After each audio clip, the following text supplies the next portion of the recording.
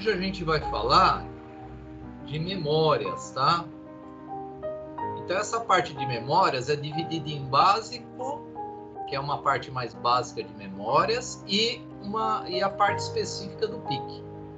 Essa parte específica do PIC é na próxima aula, tá? Hoje a gente vai trabalhar com memórias básicas. São assuntos que talvez vocês já tiveram nas aulas de digitais. Então, existe uma classificação de memórias, existe uma estrutura, né, e organização das memórias, tipos, temos vários tipos, é uma evolução que houve das memórias e como a gente executa a expansão da capacidade de memória. Tá? E hoje a aula também está muito legal, vocês vão fazer hoje, vão aprender a fazer um projeto super legal que é um relógio digital. Então hoje vocês já vão montar um relógio digital, só que é um relógio digital binário, tá? É um relógio que aparece muito em feiras de ciência, tá? Esse tipo de relógio aí binário. Mas é mais pro finalzinho, aguardem um pouquinho.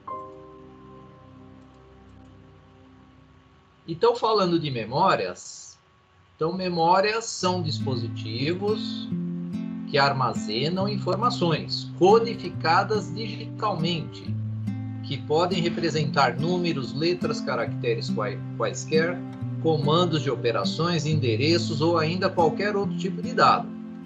Então, quando a gente fala de memória, eu armazeno dados, né? Então, a memória serve para isso. Ah, mas eu consigo armazenar que dado numa memória? Bits, zeros e uns, né? Então, nós conseguimos armazenar bits, né? A memória, toda a memória, ela atualmente ela é digital, né? Temos algumas memórias no passado aí, magnéticas, que usava campo magnético para representar também esses zeros e uns. Hoje são circuitos mais eletrônicos, né? Tecnologias semicondutoras, né? Mas no passado ainda utilizavam fitas para isso. Então, se eu armazeno bit 0 e 1, como é que eu armazeno, sei lá, uma palavra? Né? Aí eu tenho que criar um código, né? Uma sequência, né, de zeros e uns para armazenar essa palavra. Como é que eu armazeno um número? Também tenho que criar uma sequência. Como que eu armazeno letras? Também criar sequências de códigos, né? Então, existem tabelas de códigos, principalmente para a gente representar letras e números, né? É a tabela ASCII, né? Então a gente usa geralmente a codificação da tabela ASCII. Utilização das memórias encontram seu grande emprego no campo da informática, sendo utilizadas principalmente em computadores, microcontroladores e periféricos, né? Ah, mas você tem quem tem um celular tem memória, né? Se você tira uma foto, armazena os dados nessa memória. Você tem lá, você lê um documento, salva esse documento, ele foi salvo numa memória, né? Então a utilização das memórias hoje faz parte de todo o sistema digital, né? Tudo que é digital hoje nós teremos memórias. Falando um pouquinho da estrutura geral de uma memória, então ela é dividida basicamente em 3 barramentos, né? Então são esses 3 aqui. O barramento de endereços, porque a memória ela armazena esses dados, só que eu preciso ter uma organização para armazenar esses dados. Por isso que nós temos os endereços. Então eu tenho que saber qual endereço que eu quero acessar para ter um dado, né, para ser utilizado. Então, todo dado ele está guardado em um determinado endereço. É uma organização, né? Então, as memórias ela tem essa organização. E existe um barramento só para gerar esses endereços aí, né? É um barramento com várias vias. E eu crio códigos também, né? Então, cada código vai ser um determinado endereço. Barramento de dados é onde eu vou enviar dados para a memória ou vou ler, né? Por isso que ele é bidirecional, o barramento de dados. porque eu posso ler e escrever, né? Então, eu posso ler e escrever dados na memória. Depende da memória, vocês vão ver a evolução da memória. E temos um barramento que é chamado de controle. Então, tem alguns terminais que eu faço certos controles nessa pastilha aí, nessa memória, né? Os maiores barramentos são os de endereços e os de dados, né? O de controle são alguns sinais que a gente vai exemplificar aí no decorrer dessa apresentação aí. Então, quanto à classificação das memórias, elas são divididas em 4 classificações: o acesso, volatilidade, troca de dados e tipo de armazenamento. Quando a gente fala de acesso, é o tempo de acesso. Então, vocês viram que naquela estrutura geral da memória, ela tem um barramento de endereço. Então, primeiro eu tenho que selecionar o endereço que eu quero, para depois eu ter a informação do meu dado. Então, o que é o tempo de acesso? É o tempo necessário, desde a entrada de um endereço até o momento em que a informação apareça na saída. Ou seja, você coloca o endereço no barramento de endereço. Aí você liga o seu cronômetro, tá? Para a gente medir, porque é um tempo isso aí, né? Tempo de acesso. Então, você liga o cronômetro quando? Quando você coloca o endereço no barramento de endereço. Quando a memória processa essa informação para achar o endereço e colocar os dados desse endereço no barramento de dados, aí você desliga o seu cronômetro. Esse é o tempo de acesso. Tá? Nós temos 2 maneiras, né, diferentes para fazer esse tipo de acesso. O acesso sequencial, ele não é mais tão utilizado, né? Então, o acesso sequencial significa que a gente precisa passar por todos os endereços para chegar lá no endereço que eu quero. Então, você tem que ir passando lá. Você quer o endereço 10, você tem que começar lá no 0, 1, 2, 3, 4, 5, 6, 7, 8, 9, 10. Você não consegue ir direto para o 10. Esse é o sequencial. Exemplo, fitas, né? Fitas magnéticas, né? Então, fita magnética, tem muito servidor ainda em CPDs de empresas que ainda usam fitas magnéticas para fazer backup. Tem até um robozinho que pega, é um manipulador, é um braço, né, que ele pega as fitas das unidades, coloca lá no armário, né? Esse robô ele vai trocando essas fitas aí, tá? Então alguns provedores de acesso, né, ainda tem essa tecnologia aí. Geralmente esse serviço é feito à noite, né, porque ela é usada para fazer backups, né, das informações aí dos provedores. Aí usa fita magnética, mas claro que essas fitas estão deixando, né, de existir também, né? Então novas tecnologias estão substituindo, né, tipo unidades óticas, né, unidades eletrônicas, né, de memórias. O acesso aleatório, pessoal, já permite que eu vá direto ao endereço. Você fala lá, eu quero ir no endereço 0xBD. Opa, ele já vai direto no endereço 0xBD. E já pega a informação. Né? Exemplo, todo tipo de memória eletrônica. Aqui está o exemplo da memória RAM, né? Mas toda memória eletrônica tem essa característica aí. Uma segunda característica das memórias é a volatilidade, né? Então, as memórias que são do tipo voláteis, significa que se eu desligar a alimentação, eu vou perder toda a informação que está armazenada nela, né? Exemplo, ó, memória RAM. Memória RAM tem essa característica. Desliguei, perdi a informação, né? Esse termo volatilidade vem de química, né? Então, vocês sabem que tipo o álcool ele é bem volátil, né? Ele evapora fácil, ele passa para o estado gasoso, né? Facilmente, né? Então, no caso aí da memória, ela apaga, evapora os dados da memória, né? uma abstração também que eu estou falando, tá, pessoal? Não é que vai evaporar, né? Mas a memória, as memórias voláteis, eu desligo a alimentação, eu vou perder os dados dela. Agora, eu posso ter uma bateria que estou mantendo a informação. Aí entra a característica da não volátil. Então, as memórias não voláteis são memórias que a informação se mantém mesmo sem energia, né? Tipo a memória ROM, a EEPROM, as memórias magnéticas, os CDs, os DVDs, né? Então, todo esse tipo de memória aí, eles têm essa classificação de não voláteis. Temos a troca de dados, né? Então, tem lá, no caso da memória RAM, eu posso escrever e ler dados nela, né? Então, toda a memória que eu, tipo RAM, eu posso ler e escrever dados nela, né? Ou seja, eu programo os dados que eu quero. Que nem o pendrive de vocês, né? O pendrive de vocês salvam arquivos, então você consegue escrever e depois você consegue ler.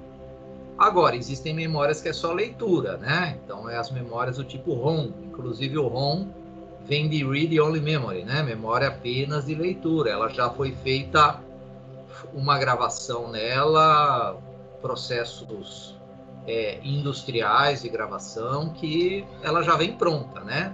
Tipo, antigamente lá os CDs de música, né? Então, o CD de música que você comprava lá nas lojas, né? Bom, ainda vende hoje, né? DVDs também. Eles já vêm gravados, né? Então, você não consegue ler nenhuma, escrever. Você só consegue ler dados, tá? Nesse tipo de memória. E temos uma quarta característica, é o tipo de armazenamento, né? Nós temos o tipo estático e o dinâmico. Então, as estáticas, uma vez inserido o dado numa dada localidade, este lá permanece. E temos as dinâmicas. Precisamos do tal do refresh. O que é o refresh? Necessitamos inserir a informação de tempos em tempos, pois, de acordo com as características de seus elementos internos, elas perdem essas informações depois de um determinado tempo. Memórias com células capacitivas têm essa característica. Então, memória com célula capacitiva, eu tenho que fazer um refresh de informações nessa memória constantemente. Ela é do tipo dinâmica. A estática, não. Quantidade de dados. Então, toda memória ela vem com uma especificação N maiúsculo por M minúsculo, né? N maiúsculo por M minúsculo. O N significa um número de localidades. O Mzinho indica um número de bits da informação armazenada por localidade. O que é que significa isso? Então, eu tenho aqui alguns exemplos. Uma memória 32 por 8. Significa que ela tem 32 localidades. Em cada localidade, 8 bits. Né? Então, em cada localidade, ela vai ter 8 bits. 128 por 8. Significa que ela tem 128 localidades ou até endereços, né? E em cada endereço eu tenho 8 bits. 1K por 4 significa que eu tenho 1024 localidades. O K na informática ele tem um outro valor, né? Não é 1000 redondo, tá? Então, para a gente quantizar dados no sistema binário, esse K vai valer 1024. Então, é 1024 por 4. O que é o 4? 4 bits em cada localidade. 64K por 8, né? 64 vezes 1024, né? Localidades, e em cada localidade, 8 bits. 2 mega. O mega também aqui não é milhão, é milhão mais uns quebradinhos, a gente já vai ver. Então, em cada, eu vou ter aqui arredondando para 2 milhões, né, de localidades, mas vai dar um pouquinho mais. em cada localidade 16 bits. Então, esse N do endereçamento, N minúsculo, ele vai me dizer quantos fios ou terminais eu preciso para fazer o endereçamento. Tá? Tipo uma memória de 1K. Né? 1K eu preciso quantos fios para fazer o endereçamento? Então, vocês vão fazer 2 elevado à décima. Né? Aí vai dar lá os 1024. Né? Então, significa que eu vou precisar 10 fios. Se a memória tivesse 16 localidades, eu ia precisar 4 fios. Ia ser 2 elevado a 4. N é 4. E assim por diante.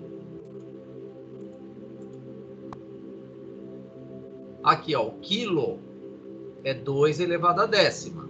1024. O mega é 2 elevado a 20.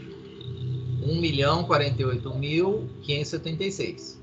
Então, para a gente contabilizar os dados nas nossas memórias, eu tenho que usar o K e o mega com esses valores. Então, 64K por 8 é 64 vezes 1024, que é o valor do K, dá 65.536 localidades, e em cada localidade dessa eu vou ter 8 bits ou 1 byte. E para 64K de endereços, eu preciso 16 fios, 16 terminais. Né? Por quê? Com 1K eu preciso 10. 11 dobrou isso aqui, foi para 2K. 12, 4. 13, 8. 14, 16. 15, 32. 16, 64K. Né? Então, eu vou precisar de 16 fios aqui, 16 terminais no barramento de endereços para conseguir, né, endereçar essa quantidade de dados aqui, que é 64K. E de barramento de dados, eu vou precisar de 8 fios, né? 8 terminais. E essa aqui é 2 mega, né? 2 milhões. Aí a gente já precisa de 21 terminais. Então, se vocês fizerem 2 elevado a 21, vai dar esse valor aqui, 2.097.152. Isso aqui é o número de localidades dessa memória. E em cada localidade vai ter 16 bits. E para fazer o endereçamento desses 2 milhões, eu preciso de 21 terminais. E a capacidade da memória? Como é que eu calculo essa capacidade? É o número total de bits que ela armazena. Então, é só multiplicar o N maiúsculo pelo Mzinho. É só fazer realmente essa multiplicação. Exemplo aqui, 1K por 4. 1K de localidades, que é 1024 localidades. Em cada localidade, 4 bits. É só multiplicar. Então, dá um total de 4.096 bits de capacidade. É a capacidade total de armazenamento da memória dado em bits. Nós temos também a definição da palavra de endereço. Então, é um conjunto de níveis lógicos ou bits necessários para fazer o endereçamento de uma determinada localidade de memória para o acesso ao dado que esteja nesse determinado endereço. E aí entra o conceito do mapeamento de memória, né? Então, mapear memória é uma tabela estruturada. Então, eu preciso de uma tabela estruturada com os endereços e os dados armazenados. Quando eu gravo uma memória, eu preciso dessa tabela. Né? Então, para gravar a memória, eu vou precisar dessa tabela. Né? Exemplo dessa tabela. Então, nós temos um exemplo aqui, de uma memória genérica de 256 localidades. Então, 256 é 2 elevado a 8. Então, eu preciso 8 fios para fazer o endereçamento de 256 localidades. Por isso aqui, A7 até o A0, né? Então, aqui eu tenho 8 bits para endereçar as 256 localidades, começando no 00000000, e indo até a última combinação, que é a 255, ó, que é 111111, que é o FF, né? Aqui está em hexa, é do 00 até o FF, né? Então, do 0 até o FF, então aqui é 255, né? 255. Só que do 0 até o 255 eu tenho 256, né, localidades. E aqui nós temos a localidade, né, o número da localidade e o conteúdo que vai ter nessa localidade. Alguém quer falar alguma coisa? Fica à vontade aí. Não? Então vamos lá. Então, olha só, notamos que uma memória com 256 localidades precisa de 8 fios. Tá aqui, ó, os 8 fios. Do A0 até o A7. Aí eu fico com o endereçamento, ó, de 256 localidades, que é o 2 elevado à oitava. Então, essa memória é 200, o N maiúsculo dela é 256 por 8, né? Que é o Mzinho. 8 porque, ó, o barramento de dados é 8. Aqui o do dados é do D0 ao D7. Então, essa memória aqui tem essa capacidade, 256 localidades por 8 bits cada localidade. E aí vai começar um pouquinho da história da evolução das memórias, tá? Então, começando da ROM, a ROM ela vem lá do Read Only Memory, inclusive CD-ROM, DVD-ROM, né? O ROM do CD, do DVD, é que é uma memória apenas de leitura, né? Então, trata-se de um tipo de memória cuja principal característica é poder ser lida, mas não modificada. Ela se caracteriza por reter a informação mesmo quando há falta de energia. A esta característica, ó, é dado o nome de retentividade, né? Então, toda a memória que eu consigo manter os dados nela, mesmo sem energia, ela é retentiva. Característica principal, permitir somente leitura dos dados. O acesso é aleatório, né? Não é sequencial. Ela é não volátil, ou seja, ela não perde os dados. Né? Aplicações, armazenamento de programas de sistemas operacionais em computadores e outros sistemas digitais. Então, se a gente montar um bloquinho representativo da memória ROM, eu vou ter essa estrutura aqui. Ela vai ter também os endereços dela, o barramento de endereço, vai ter o barramento de controle, e o barramento de dados não é mais bidirecional, ó, ele só sai. Porque eu só nela, né? Ela já vem gravada essa memória. Aí já começou a aparecer um sinal de controle, que é o Chip Select, o CS.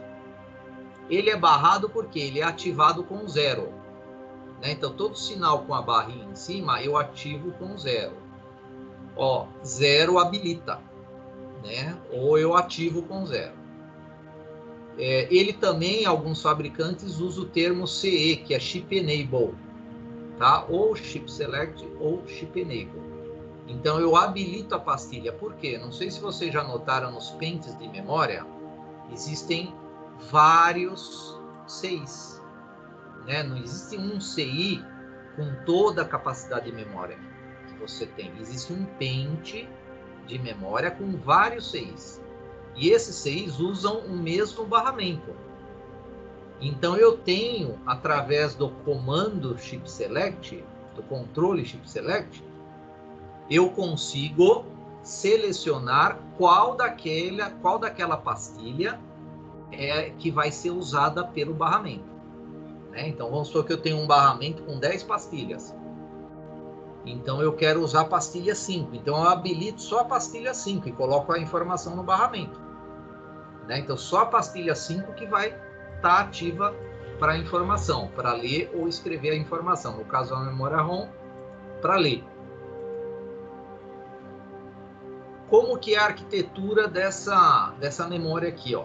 Então, ela trabalha com uma matriz, né, ó, de dados constituída de diodos. Né? Então, tem diodos nessa minha matriz. Então, vocês estão vendo que essa matriz tem linhas, né, ó? Linhas e colunas aqui, ó. Linhas e 8 colunas. Então, a presença do diodo dá origem a nível 1, a ausência ao nível 0. E o chip select, ó, habilita a saída. A saída está aqui embaixo, pessoal. Ó. Aqui é a saída de dados dela, né? Então, se esse aqui é um nosso dispositivo de chave tri-state, ele coloca meu barramento de dados em alta impedância se o chip select estiver em 1. Se ele estiver em 0, está habilitado o barramento de dados aqui. Tá? Então, aqui é aquele sinalzinho de informação. O A0 e o A1 é o endereçamento dela. Então, eu tenho uma lógica aqui, ó, que eu tenho um A0 com um A0 direto e um A0 aqui, ó, com a porta inversora. Né? É o mesmo A0, só que eu tenho um barramento com a informação direta dele e outro reverso. O A1 é a mesma coisa. Né? Então, eu tenho A1, um barramento direto e um barramento com a função inversora nele. E tem as ligações aqui nessa lógica aí. Tá? Então, se eu colocar 0, 0 no A0 e no A1, eu vou ter 1 aqui, ó, e 1 aqui. Então, essa AND eu vou ter nível alto, as outras tudo 0. Então, esse barramento horizontal, ó, é o barramento do endereço 00. Esse aqui é o barramento do endereço 00. Aí, o que vai acontecer? Esse barramento ele vai estar com nível alto. Eu tenho aqui em cima os resistores de pull down, que ó, tá tudo ligado na referência. Então, esse barramento está com nível alto e a gente vai seguir, ó, essa linha aqui. O D7 eu vou ter 0. Ó, o D6 eu vou ter 0 também.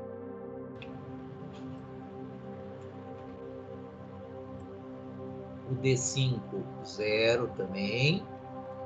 Agora, olha só esse diodinho aqui, ó. Ele está jogando nível alto aqui para o D4. Então, o D4 eu vou ter nível 1. Olha o outro diodinho jogando nível alto para o D3, né? Nível alto no D3. Olha outro diodo no D2, né? Outro diodo aqui, ó, no D1. E o último aqui é o nível 0. Né? Então, no endereço 00, eu vou ter 0, 0, 0, 1, 1, 1, 1, 0 de dado guardado nele. Então, o endereço 00, eu vou ter esse dado guardado nele. Né? Então, aqui é o endereço e o dado que vai estar armazenado nesse endereço.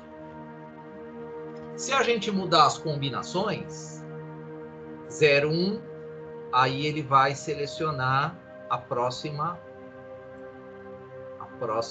lógica aí. Se eu colocar um 0, essa aqui. Se eu colocar um 1, essa aqui.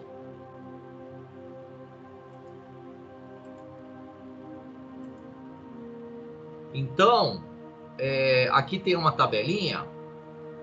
Antes da gente preencher essa tabelinha, vamos fazer o seguinte. Não, vamos ver essa memória em funcionamento aqui com o nosso Proteus. Tá? Então, aqui nós temos um circuitinho de memória ROM, tá? Pelo Proteus. Então, o que ele faz, esse circuito aqui? Ó? Ele tem o endereçamento dele aqui em cima. Esses flagzinhos aqui, eles geram os níveis lógicos, tá? 0 e 1, fica mais fácil de simular. Eu tenho aqui embaixo o barramento de dados, e esse barramento de dados, ele entra em autoimpedância em função do pino chip select, que é o CS. E o CS, ele tá ligado aqui, ó, nesse bufferzinho inversor. Por quê? Porque eu ativo ele com 0. Porque geralmente o chip select, ele é barrado. Então eu coloquei um bufferzinho aqui, ó, em inversor, porque se eu colocar 1 aqui, tá 0, aí ele ativou.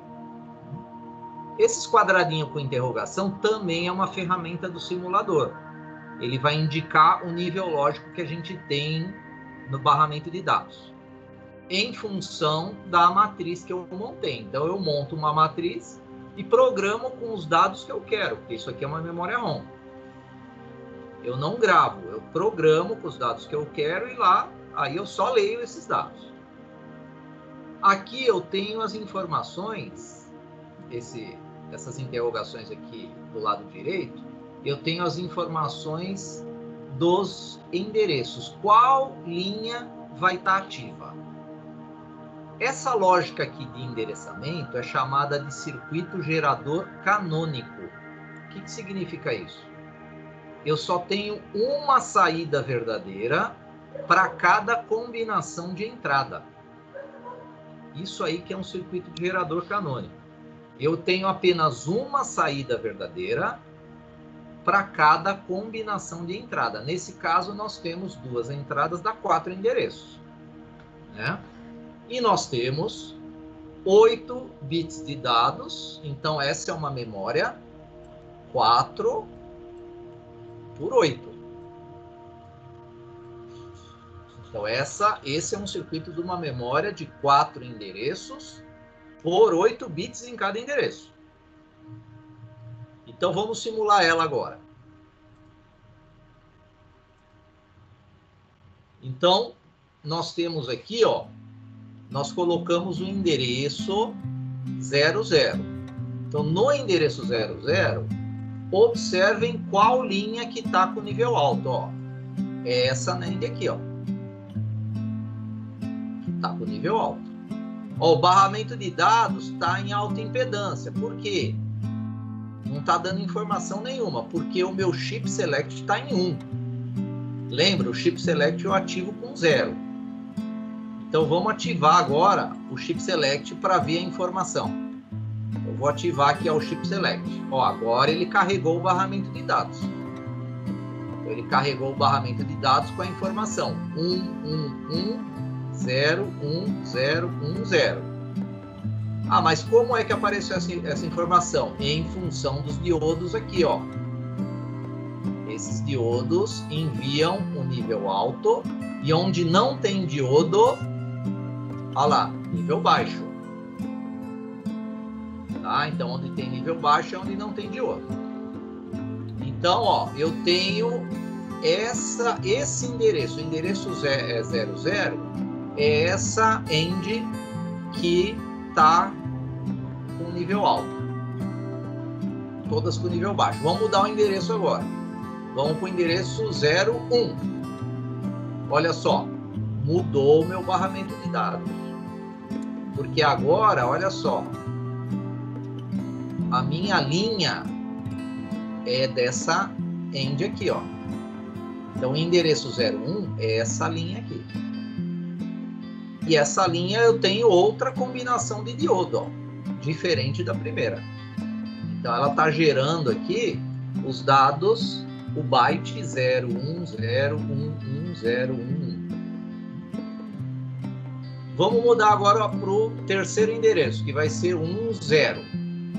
Ó, 10, agora eu tenho essa NAND aqui, ó, que está com nível alto, pelo nosso flagzinho aqui, que indica nível lógico, né? E aí mudou também todo o barramento de dados. Eu tenho outra informação, 01010101. E agora o último endereço, 11. Olha lá, 11. Nós temos agora essa NAND aqui, né, ó, que ela tá com nível alto, as outras tudo com nível baixo. Então eu vou ter agora o 1, 0, 1, 1, 1, 0, 1, 1. Né? Então é uma memória que já está programada, né? Uma memória programada pelo fabricante. Então esse tipo de memória eu não consigo escrever nela. Então, e agora, ó, vamos habilitar o Chip Select, ó, desabilitar. Vou colocar nível alto nele, ó. Coloco o nível alto, ó, o barramento de dados foi para alta impedância. Por quê? Se tiver uma outra memória dessa, ela vai estar usando agora o barramento. Vamos supor que eu tenha 10 memórias dessa usando o mesmo barramento. A memória que vai utilizar o barramento tem que estar com o Chip Select em 0. Né? É essa a função do Chip Select, que é habilitar a pastilha. Né? Que pastilha que eu vou habilitar para usar aquele barramento? Então, uma demonstração, pessoal, da memória ROM. Então, vamos continuar agora. Vou fechar aqui. No nosso material, nós temos uma tabela aqui, que ela gera também aqueles dados lá, né, em função dos diodos aqui. Então, no endereço 00 e o Chip Select 0, ó, nós vamos ter aqui, ó, nesse primeiro endereço, nós teremos aqui, ó, 0, 0, aqui 0, depois esse aqui é 1, 1, 1, 1 e 0 novamente. Então, vamos ver se...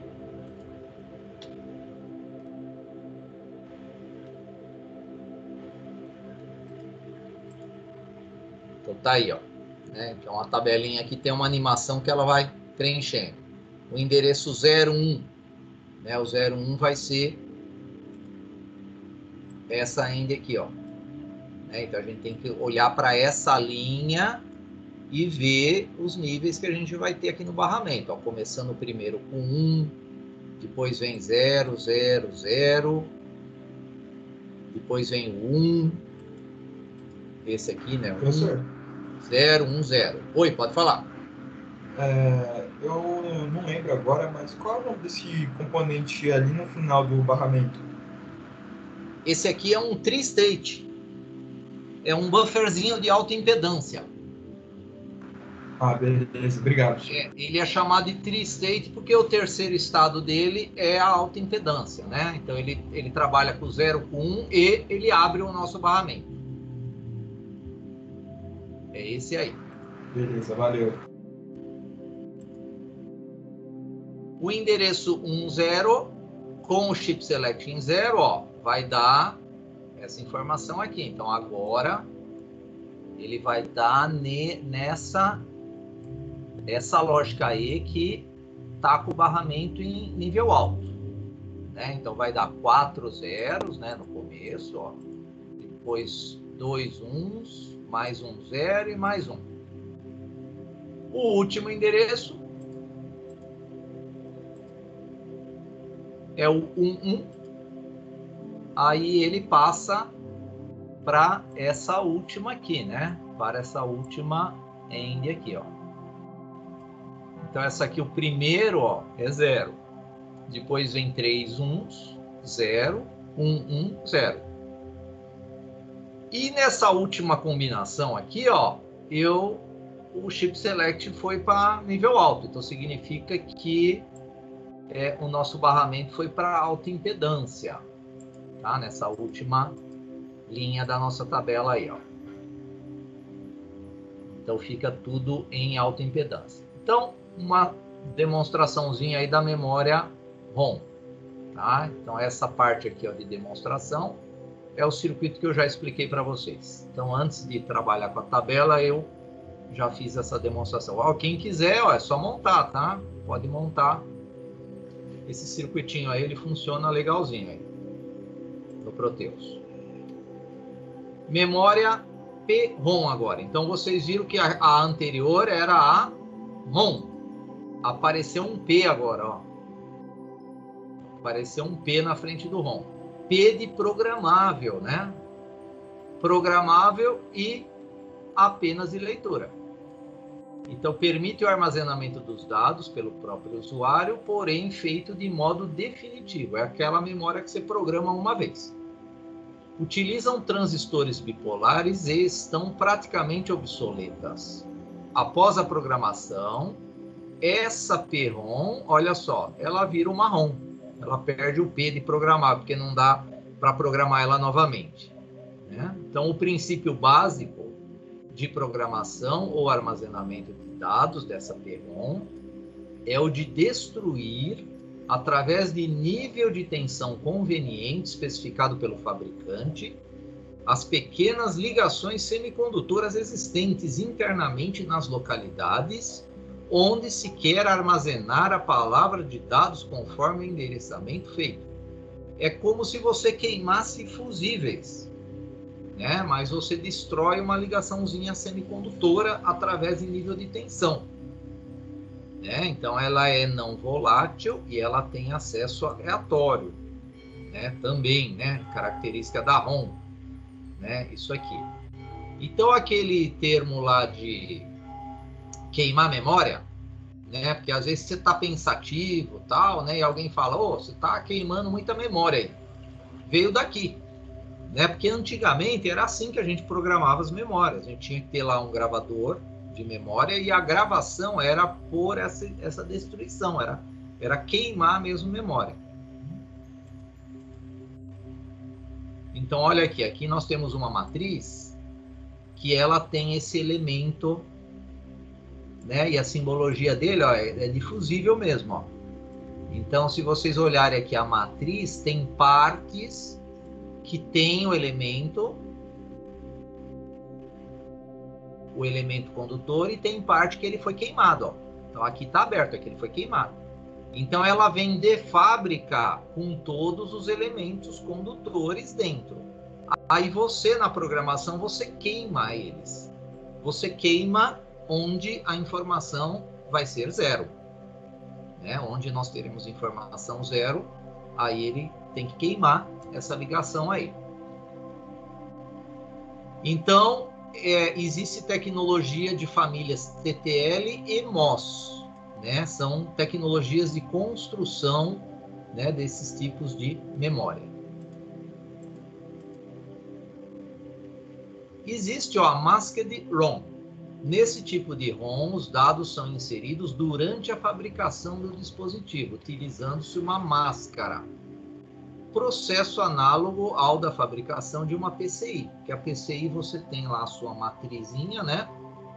E aí você cria essa máscara, né? Na verdade, essa matriz é a máscara de memória, né? São processos mais industriais. EPROM. Então, olha só. Começamos lá na ROM, agora apareceu, depois apareceu o P e agora apareceu o E. Então, esse E é de erasable. Erase é borracha, é apagar, né? Então, ela é agora uma memória programável e apagável. Então, você consegue agora apagar ela e reprogramar ela. E ela vira uma ROM depois. Então, só que ela usa aquele processo de luz ultravioleta, aquelas memórias que tem no meio dela uma janelinha. Essa janelinha geralmente está com uma etiqueta para não entrar luz. Porque a luz ambiente, ela tem um pouco de ultravioleta. E essa luz ultravioleta, ela pode, com o tempo, apagar essas ligações semicondutoras, né? Porque ó, a luz ultravioleta, ela penetra no gate dos MOSFETs. Então, é a tecnologia de MOSFET que vai fazer com que aquela ligação semicondutora, que ela foi destruída, você consegue reativar ela nesse tipo de memória, EPROM, né? Então, a luz ultravioleta penetra o gate dos MOSFETs, enterrado na estrutura de polisilício, e expulsa os elétrons aprisionados, restaurando o conteúdo inicial do bit. Ele volta o bit para 1. Né? Ela consegue retornar o meu bit para 1. Então, ela deixa toda aquela matriz, toda com a ligação, para gerar tudo nível 1. Aí você reprograma ela onde você vai querer o 0. Vantagem, podem ser normalmente apagadas mediante banho de luz ultravioleta. Então, existem apagadores de EPROM, geralmente é uma gavetinha. Ele vem um timer, aí você deixa lá de 15 a 50 minutos, aí faz o apagamento. Também conhecidas como UV-PROM, que é ultravioleta PROM. Após a programação, ela tem todas as características de uma memória ROM.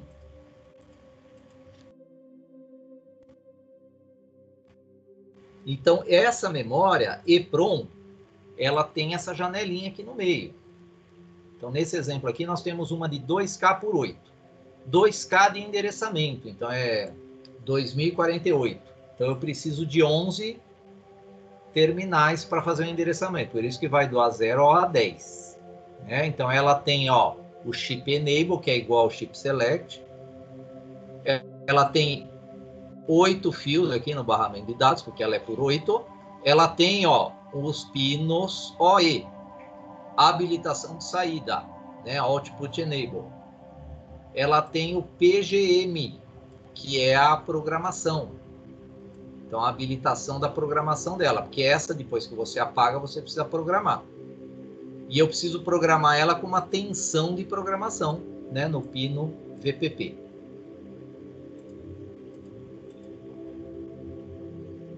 Aqui tem umas imagens da memória EPROM, né? Então, a janelinha dela está aqui, né? Essa aqui também.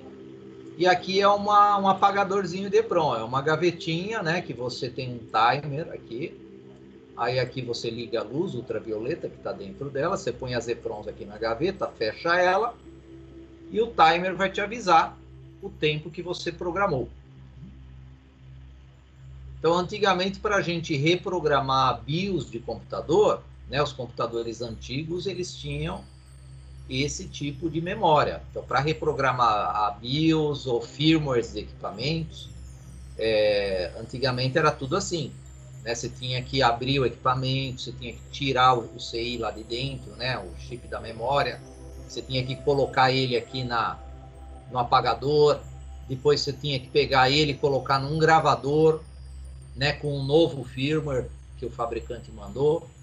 Então era um processo trabalhoso. Hoje vocês sabem que essa atualização é via software, né? Então vocês às vezes recebem algumas atualizações aí de BIOS, aí o fabricante manda, né, dos computadores. Atualizações também de roteadores, de impressoras, né? Então tudo isso hoje em dia é possível a gente fazer essa atualização, porque não se usa mais a EPROM, né? Existe uma outra aí que é a próxima aqui, né? Que vai aparecer, que é a EEPROM. Então, agora nós temos um segundo E. Então, lembra? Começou lá na ROM, depois apareceu o P de PROM, o EPROM e agora EEPROM, ou E ao quadrado, né? Que eles falam E2PROM. Então, agora, eu tenho o apagamento dela elétrico, né? Então, um apagamento elétrico dessa memória E2PROM. Então, é o avanço tecnológico. Eu não preciso mais da luz ultravioleta. Então, permitem que o apagamento dos dados seja feito eletricamente, isoladamente, por palavra de dados, sem necessidade de reprogramação total. Inclusive, eu posso escolher isoladamente os dados que eu quero apagar. Então, não preciso reprogramar ela inteira. É o que acontece nas memórias flash hoje, né? Quando você vai atualizar um arquivo no seu pendrive, ele não apaga todo e é todo regravado. Ele vai lá e só apaga uma determinada área, né, da memória flash. Então, começou aqui na EEPROM.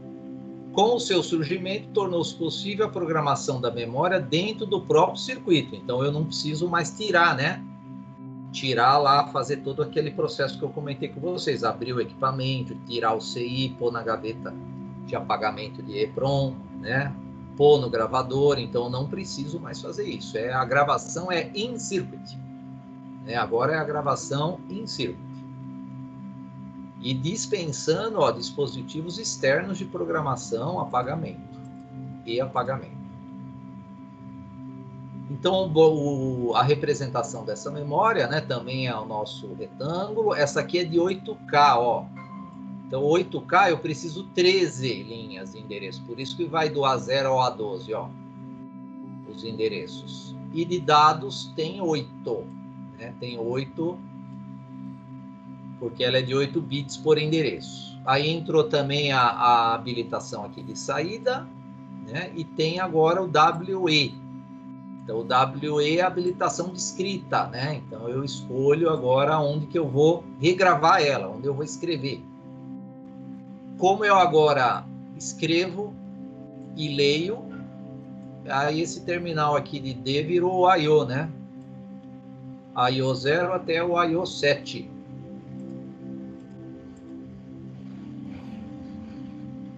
Então, esse tipo de memória é muito usado em microcontrolador. Ó, nós temos as memórias seriais. Já já a gente vai voltar a falar dessa memória, né? Quando a gente entrar o assunto de memória serial. Mas aqui nós temos um tipo de memória serial. Tá? Então, tem a 24C02, que é 256 por 8. E a de 4K, que é a 24C04, que é a 512 por 8.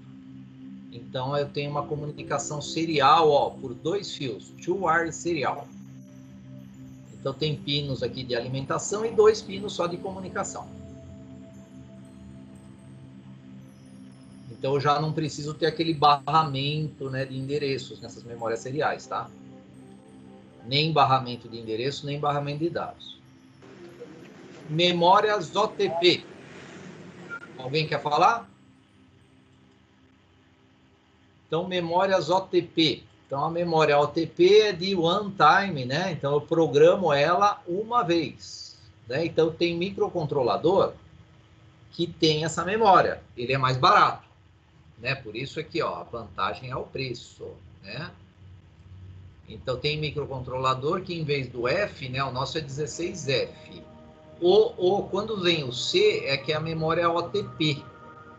Né? Então, todo C, o sufixo C, ele indica que é memória OTP. Então, já é para um projeto de vocês que já está redondinho, né? Porque você vai gravar apenas uma vez. Aí você não vai conseguir gravar novamente. Tá? Então, trata-se, na realidade, ó, de uma memória EEPROM sem janela. Aí você grava apenas uma vez, vantagem é o preço.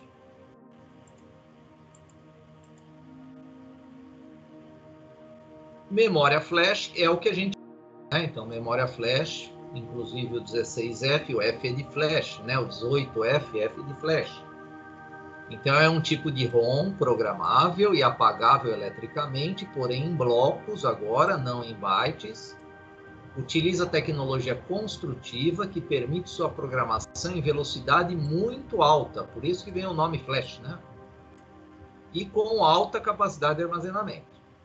É um dispositivo de armazenamento confiável, característica não volátil, boa relação custo-benefício e que possui caracteres de leituras da EEPROM, EEPROM e EEPROM, SRAM, a gente ainda vai falar da SRAM, né? Quando a gente trabalha com 12 volts sobre o dispositivo, este pode ser gravado com base em bytes. Agora, o nosso pendrive, a gente grava com 5. Né? Então, tem as memórias flash de low voltage, né? A gravação é de baixa tensão. Esses dispositivos foram projetados para serem programados dentro do sistema com fornecimento padrão de 5 volts. Possui 100 mil ciclos de apagamento e programação. Isso aqui é garantia, né, dada pelo fabricante. Né? Então, você pode, para cada bloquinho, né, que você está lá escrevendo novamente dados nela, né, fazendo o apagamento e a programação dela, você tem a garantia desses 100 mil ciclos aí de vida.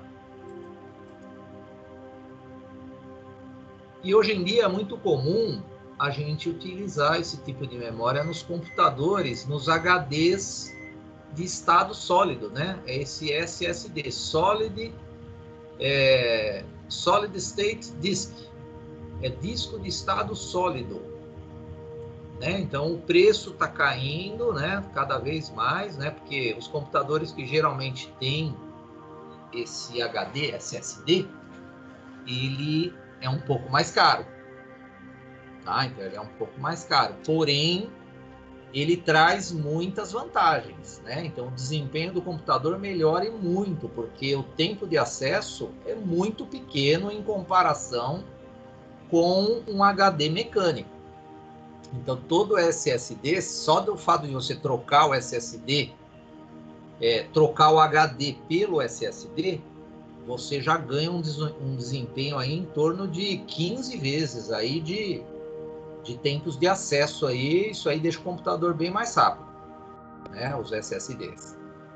Outra vantagem é o consumo de energia, né? Consumo de energia baixo. Então, o seu dispositivo móvel, a bateria dele vai durar mais, né? E o HD, ele é mecânico, então se você deixa cair, né, existe uma chance de você perder seus dados, né? Esse aqui, por ser eletrônico, mesmo ele caindo, né, você não vai perder as informações por questões mecânicas, né, de impactos mecânicos. E a maioria dos pendrives, né? A maioria não, todos os pendrives, né, cartões SD, micro SD, todos são, né, com a tecnologia flash. E as memórias seriais, aquela que nós vimos, 24C02 e a C04, então elas usam barramentos seriais, que é o I2C ou o SPI. Né? O I2C, esse 2 é de 2 fios. Né? O SPI também vai trabalhar com 2 fios, mas tem um protocolo diferente de comunicação. E são memórias usadas para microcontrolador, para a gente fazer expansão, né? Quando você quer um determinado projeto, que a memória que você tem nele não é suficiente para a coleta de dados que você está fazendo, então você pode optar por uma memória desse tipo serial. Então, só complementando agora a nossa RAM, né? Falar agora da nossa memória RAM. Né? Então, a sigla RAM significa memória de acesso aleatório. Pô, mas hoje tudo é isso, toda memória é aleatória, né? Então, trata-se, de uma nomenclatura pouco adequada, uma vez que as memórias ROM também, né, têm acesso aleatório, como vocês viram. Melhor seria designá-las por memória de leitura escrita. Entretanto, essa nomenclatura ela, foi mantida por razões históricas, tá? Pois quando ela surgiu, as memórias eram sequenciais. Então, por isso que manteve aí o nome da RAM, por questões históricas aí. As memórias RAM são voláteis, então se eu desligo a alimentação dela, eu perco, né, os dados, fora sistemas que têm uma bateria que mantém, né? Vocês sabem que tem muita memória não volátil mantida por bateria, né? Então ela é uma RAM, mas ela é mantida por bateria, aí ela se torna não volátil, se eu tenho a bateria. A RAM pura, ela é volátil, ou seja, a informação armazenada se perde quando elas são desligadas. São utilizadas principalmente para o armazenamento de variáveis, podendo também ser usadas para o armazenamento de programas, aplicativos ou de sistemas nos computadores pessoais. E elas se dividem em estáticas e dinâmicas. Agora que vai entrar o conceito de estática e dinâmica que nós vimos lá no começo desse material. Então, a RAM estática, também conhecida como SRAM, utiliza os flip-flops como célula básica de memória. Então, geralmente é o flip-flop tipo D, D de dado, D de data, né? Então, as principais características: grande velocidade de acesso, não necessita refresh, porque o flip-flop é semicondutor, não é memória base capacitiva, né? As que usam células capacitivas, eu preciso de refresh. Capacidade de armazenamento relativamente baixa, consumo de potência relativamente alto, custo por byte armazenado relativamente alto. A parte de custo, isso aqui está mudando muito, né? O preço, né, da memória RAM, ele de uns anos para cá diminuiu bastante, né? Então, antigamente a memória RAM encarecia muito também os equipamentos, hoje não. Hoje nós não temos mais essa característica aí do custo. As DRAM, que são as RAM dinâmicas, aí elas usam, neste tipo, o elemento de armazenamento é um capacitor, construído a partir de MOSFET.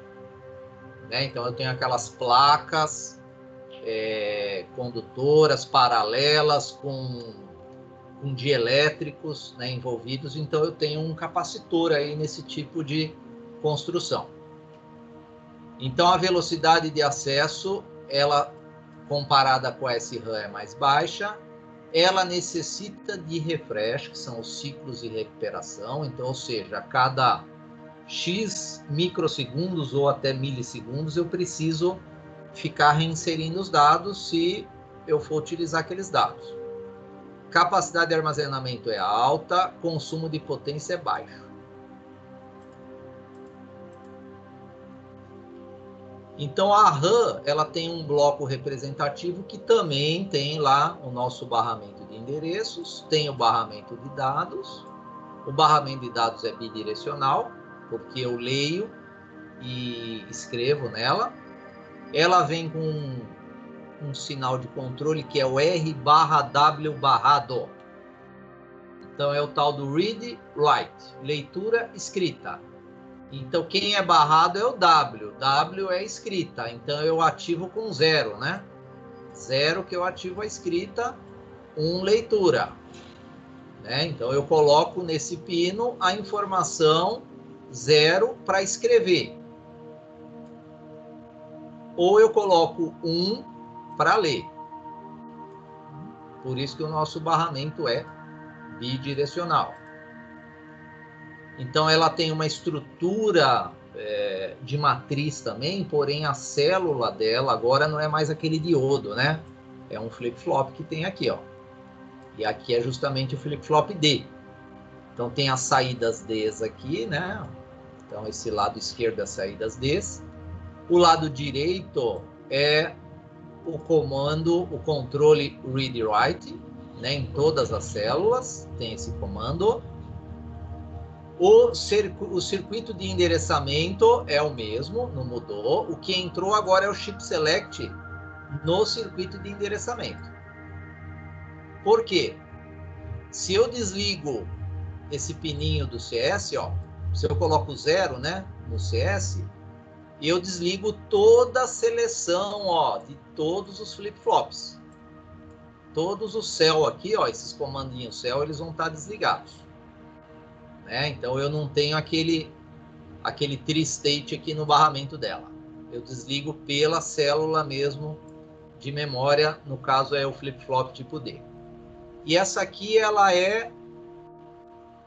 tem 2 linhas, então dá 4, né, endereços, e cada endereço 4 bits. Né? Então, é uma memória 4x4, essa aqui. Uma memória RAM 4x4. Toda a memória eu consigo expandir, né? Então, eu consigo fazer ligações nela, que é só um exemplo, tá? Tem vários tipos de... Tem como eu expandir endereçamento e expandir os barramentos de dados, né? Então, dá para expandir os dois. Nesse exemplo aqui, nós temos a seguinte ligação aqui, ó. Formação de uma memória 256x8, a partir de 2 blocos de 256x4. Então, eu tenho, ó, 2 blocos de memória que é de 256x4. E eu quero... aqui é o barramento de endereço. Essa aqui está invertida. Os dados que até agora, lá nos nossos diagraminhas, a gente está colocando do lado esquerdo endereço, aqui, ó. E do lado direito, dados. Essa aqui está ao contrário. Então, olha só. Então, ela tem 8 barramentos de endereços cada célula dessa. A RAM 1 e a RAM 2. Agora, de dados, ela tem apenas 4, cada uma. Então, se eu interligar todo o barramento de endereços da RAM 1 com a RAM 2, eu consigo ter uma memória RAM, né, analisando todo esse bloco aqui, de 256, porém agora com 8 bits em cada endereço.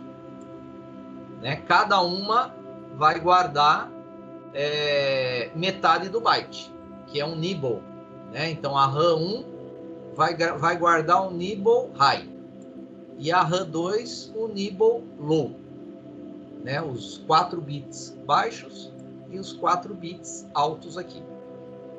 Então, o endereçamento continua sendo do 00 ao FF, porém aumentou a capacidade, aumentou o Mzinho, né? O Mzinho era 4, passou a ser 8, com esse tipo de ligação aqui. Mas tem vários tipos de ligações de memória. Aqui é só um exemplo, pessoal, que esse assunto ele é só para dar uma base para vocês nas memórias que a gente vai falar semana que vem, específicas dos microcontroladores. E esse assunto também ele é um assunto que envolve muita disciplina de digitais. Como que eu armazeno um dado? Né? Então, eu tenho aqui, ó, naquele exemplo de expansão anterior. Então, naquele exemplo que eu tenho uma memória 256 por 8, então eu tenho aqui o barramento de endereço e os dados. E ela é RAM e ela tem esse sinalzinho aqui, ó, read e write, né? O controle dela, read e write. Então, eu quero armazenar o dado 28. 28 é no sistema hexa, ó. Esse é o dado em binário. Então, é esse dado que eu vou ter que carregar ele aqui nos barramentos de dado, né? Então, eu vou ter que colocar ele aqui. Em qual endereço? 3E, também em hexa. Então, eu vou ter que colocar o endereço 3E aqui, ó, né? Nesse barramento de endereços.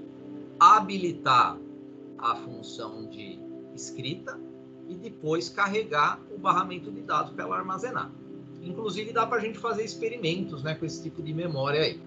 Né? Então, tem bastante experimento que a gente faz com memórias assim. Você grava lá o dado que você quer. Então, passos para armazenamento. Primeiro, eu tenho que ligar também, né, habilitar as pastilhas através do Chip Select, colocar ele em 0. Depois, carregamos o barramento de endereço com o endereço que eu quero acessar. O endereço alvo. Depois, eu habilito o comando de escrita. É 0. Né? Porque escrever, ó lá, a barrinha está no W. Então, eu coloco 0 no R/W, no sinal de controle R/W. Depois, a gente carrega o barramento com o dado que a gente quer gravar, que é o 28. E aí foi feita a gravação. Né? Então, para a leitura da informação, devemos passar o RW para 1 e colocar o mesmo endereço. Aí a gente verificaria, né, se realmente naquele endereço foi salvo aquele dado. Né? Tem muito gravador que faz essa verificação, hein, pessoal? Muito gravador, quando você faz a gravação, ele verifica, né, aquela etapa do verify. Né? Então, o verify, o que ele faz? Ele grava todos os dados em todos os endereços da tabela de mapeamento e depois ele faz o verify. O verify é ler tudo de novo e comparar com a tabela que ele criou para gravar. Né? Isso aí é comum nos gravadores. Né? O nosso gravador de PIC faz isso. Né? Então, se você estivesse trabalhando lá com o PIC Kit 3 para gravar realmente o PIC, aí vocês iam ter essa etapa aí na hora da gravação, mas é algo muito rápido. Tá? Não é algo que vai ficar meia hora lá, não. É coisa de segundos, tá? A gravação é muito rápida. E agora vamos falar novamente, vamos dar uma relembrada, né? A parte de memória básica terminou, eu vou falar agora, dar uma revisada naquela estrutura de código de linguagem C. Então, toda aula eu falo essa parte aí, né, para vocês irem se habituando aí com a linguagem C, porque eu sei que a linguagem C, ela, para quem não conhece linguagem de programação, é algo que às vezes demora um pouco para vocês pegarem habilidades, mas tem que treinar, tem que insistir. E insistir, vocês vão conseguir, pessoal. Então, quem está tendo ainda dificuldades, isso aí vai passar se você insistir, tá? Tem que insistir. Mas não está entrando na minha cabeça. Então, tem que insistir que vai. Então, nós temos aqui Então, a linguagem C embarcada, ela é dividida no setup e no loop, né? Então, temos o void main, que é o bloco principal, que pega tanto o setup quanto o loop. Quem gosta de Arduino, eu tenho o void setup e o void loop, são duas funções separadas. Na linguagem C embarcada, eu tenho o void main, que é o bloco principal, que a linguagem C precisa do void main. É uma diretiva dessa linguagem, então tem que ter. E dentro desse void main, que é uma função, eu coloco o meu setup e o meu void loop. Por enquanto, futuramente a gente vai trabalhar com outras funções também. Tá? Eu não preciso ter só a função main.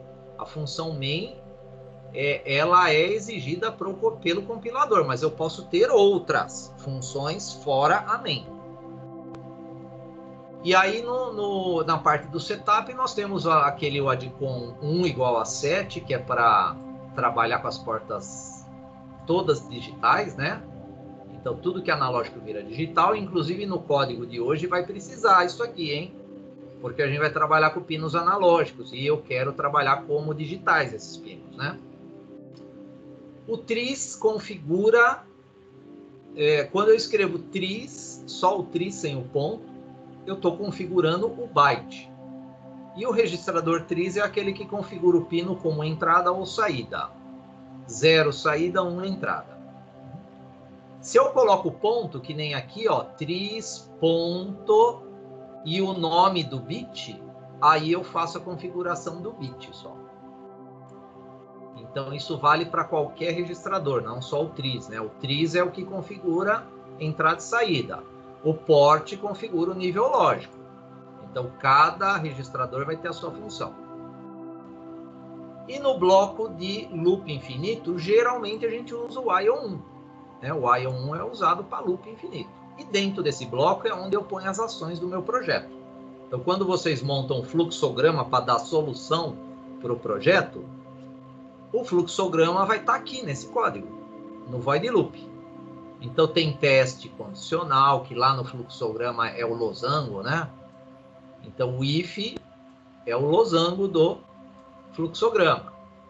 Então, se a condição que você pôs aqui, né, que está em vermelho aqui, ó, se ela for verdadeira, ele vai executar as ações desse bloco. Se ela for falsa, ele vem aqui para o else, né? Ó. Aí ele executa as ações que estão nesse bloco aí. É a resposta sim ou não, né, de uma pergunta. Né? E a gente sempre tem que pôr a chave de fechamento, né, de todos os blocos que a gente abre. Essa aqui é o loop infinito e aqui embaixo do main, senão dá erro também do compilador. Outro detalhe é as ligações. Então, a gente precisa saber fazer essas ligações, né? E saber com que tipo de ligação a gente está trabalhando. Pode falar. O while também é um losango, né? O while. Sim. Ah, também se for infinito, não. Agora, se tiver uma condição de teste, aí porque você está testando. Isso aí. Perfeito. O while também, se ele está testando, né? Ele está fazendo testes lógicos, testes matemáticos, claro, aí você usa o losango, porque ele pode ter uma resposta verdadeira ou falsa. O nosso caso, que é o IO1, esse 1 não muda, né? É infinito. Então aí a gente não testa ele, porque ele é infinito. A gente só põe o laço infinito, né? No fluxograma. Um pull-up. Então a ligação, eu coloco aqui o VCC, coloco o meu resistor, coloco a minha chave, e aqui nessa ligação que vai lá para o meu microcontrolador, né? Então aqui que eu ligo lá no meu pino do microcontrolador. E aí essa ligação pull-up às vezes confunde, né? Porque ó, a chave não está pressionada, a chave está em 0. Quando a chave está em 0, eu tenho um nível alto aqui, ó, nesse pino. Agora, quando eu fecho a chave, aí muda, né? Quando eu fecho a chave, se eu fechar aqui a chave, ó, né? Então aí a chave fechada é 1. E aí vai aparecer o nível 0 aqui, né? Nesse pino, com chave fechada, tá? não vai dar curto-circuito, porque ó, tem um resistor de 10K aqui, ele vai deixar a corrente bem baixa aí, microamperes. LEDs catodo comum, porque tem anodo comum também, né? Então o LED catodo comum é que a gente costuma usar, o botão pull-up é o que a gente costuma usar também, né? O botão pull-up. Agora, LED catodo comum, se eu coloco o nível alto aqui, ó, o LED ele vai emitir luz, né? Vai emitir luz aqui o LED, com nível alto. Se eu colocar um nível baixo, né, no pino, aí ele não emite luz. Aí ele não vai emitir luz.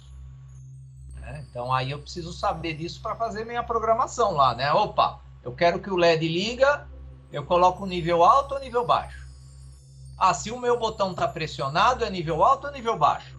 Por isso que nos nossos códigos a gente testa o botão com 0, né? Porque a gente, ó, tá trabalhando com pull-up.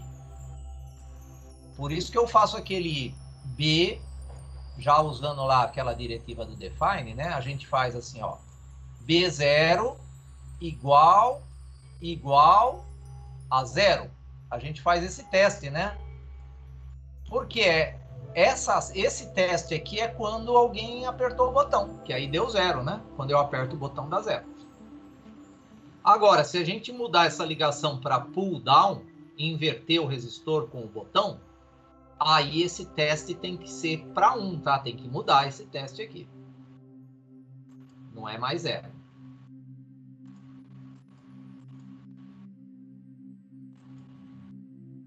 E agora vamos falar aí do nosso projeto de hoje. Antes disso, eu vou passar uns detalhes aí para facilitar aí a aula de hoje de projeto, tá?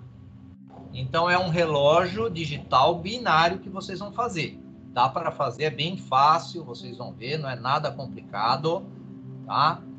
Tirem as dúvidas depois, eu vou fazer um início aí para mostrar como que é e depois vocês vão tentar melhorar ele. Então, eu vou trabalhar com o registrador port para dar informação. Então, vocês sabem que o registrador port, nesse exemplo aqui é o port D, ele tem 8 bits, né? Ó, o registrador port D, ele tem 8 bits. Lá no setup, eu vou colocar port D igual a 0. Né? Fiz o setup, port D igual a 0, então ele vai ter nível lógico 0 em todos os pinos. Se tiver LED ligado nesses pinos, no modo catodo comum, nenhum LED vai ligar. Tá? Nessa primeira, né, ação aqui. Vamos supor que isso aqui é o setup. Depois, nós usamos a instrução de incremento, port D++. Ó, eu estou usando agora o registrador port D e eu uso a instrução de incremento, que é mais que incremento. E aí vai aparecer um aqui, ó. Esse 1 é um decimal e é um binário, né? E esse 1, se tiver um LED ligado aqui nesse bit, que é o bit 0, né? Sempre à direita é o bit menos significativo. Vai ligar o LED aqui. Então vai ter 7 LEDs desligados e 1 ligado. Aí eu vou dar mais uma ação de incremento, ó, port D++. Aí ele soma mais 1. Ah, mas por que ficou 1, 0? Porque 1, 0 é 2. 1 mais 1 é 2, ó. Só que lá nos LEDs vai acender o LED 1 e o LED 0 apaga. E os outros também tudo desligado. Então é como se tivesse 0, 0, 0, 0, 0, 1, 0.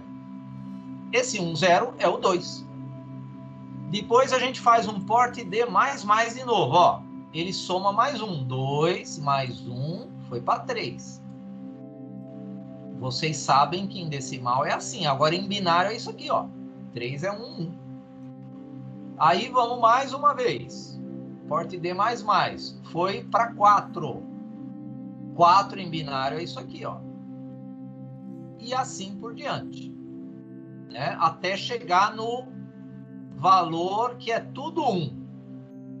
Que é o final de contagem desse registrador, porque ele só tem 8 bits. Com 8 bits, a gente chega até o 255. Ou seja, do 0 ao 255 dá 256 combinações. Porque se você fizer 2 elevado a 8 na calculadora, né, vai dar 256 combinações. Mas vai começar do 0 e vai chegar no 255. Se fizer mais um, ó, olha o que acontece. Ele estoura, vai para o 0. Ele zera de novo. Porque 256 eu precisaria ter mais um aqui, né? Ó, mais um bit. 256 seria esse 1 e 8 zeros. Só que eu não tenho mais esse nono bit aqui à minha esquerda. Por isso que ele volta para o 0. Então, essa é a lógica de fazer o incremento binário, tá? Então, se a gente fizer um código, quer ver? Deixa eu apagar isso aqui. Tem mais um detalhe aqui da aula passada, só lembrando, ó, vocês podem utilizar a diretiva define, né? Então, ela troca o nome do pino por um outro nome, definido por vocês, que nem aqui. Define B0, dá um espaço, port B.RB0. Se você substituiu, você criou um label B0. Então, se você escrever B0, né, ó, você escreveu B0 aqui no código, o compilador, ele vai pegar e ver o que é o B0 pelo define. É isso que o compilador faz. Isso aqui é só para ajudar o programador, é uma ferramenta para deixar o código mais limpo, né? Mais fácil de você programar. O compilador que depois se ajeita aí, tá? Isso aqui, inclusive, não deixa o programa com tamanhos maiores, não, tá? Porque isso aqui é só diretiva para ajudar o programador. O compilador, ele vai gerar a linguagem de máquina, tendo define ou não, do mesmo tamanho, não vai mudar nada. Temos o delayzinho do debounce também, que vocês já aprenderam, tá? Então é só para relembrar da diretiva define aí, para quem quiser também utilizar. O hardware que a gente vai utilizar é esse aqui, ó. O que nós temos nesse hardware aqui, ó? Então, nós temos aqui um conjunto de 4 LEDs para representar as horas. Com 4 LEDs, vocês vão ter 2 elevado à quarta aí, ó. 2 elevado à quarta, 16 combinações. Só que a gente não vai chegar no 16, a gente tem que chegar até o 12, né? De 1 até 12. Tá? Minutos. É um conjuntinho de 6 LEDs.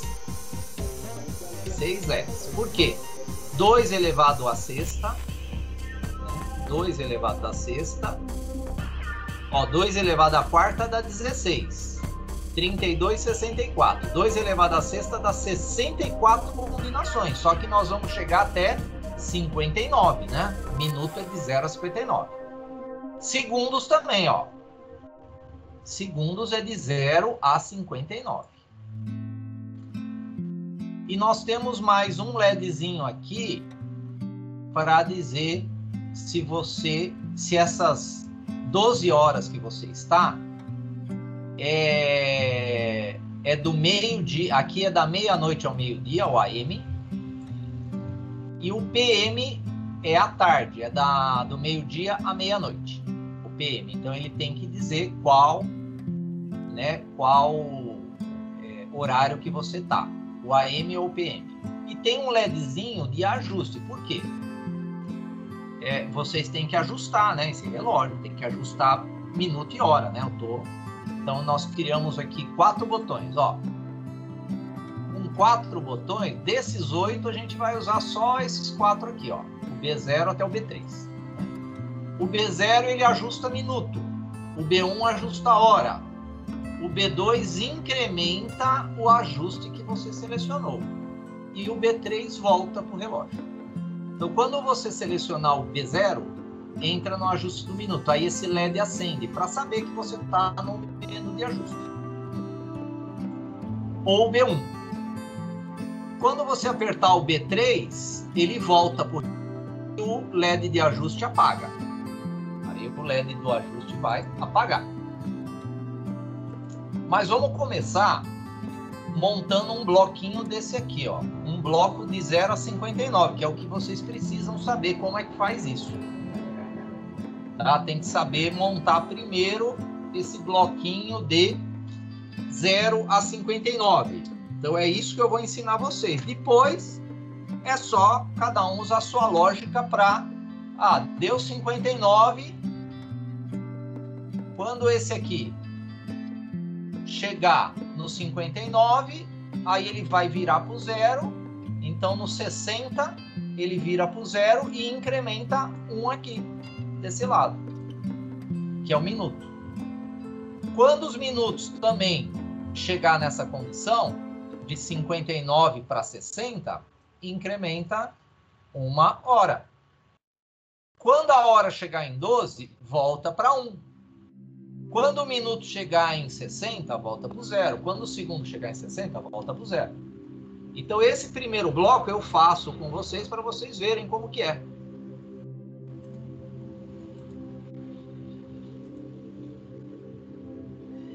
Então, vamos inclusive testar ele juntos aí. Ó, o código é esse aí. Mas aí a gente faz juntinho ele aí. Aqui eu já coloquei no setup a configuração de todos os tris e port, tá? Por isso que o setup tá grande assim, ó. Tá? Só o port B e o tris B que a gente trabalha com a entrada.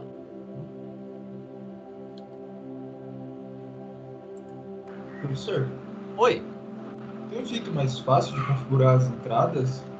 Como, tipo, pelo for? Dá para fazer no Arduino? Pelo que eu não entendi. Usar o for como...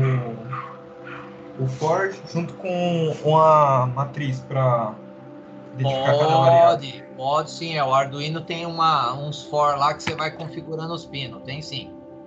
Tem sim. Dá para você configurar. A princípio, essas estruturas aqui, elas são mais tradicionais. Você vai ver isso na maioria dos códigos. Mas você pode criar um laço for para pondo bits 0 e 1 no byte que você quiser.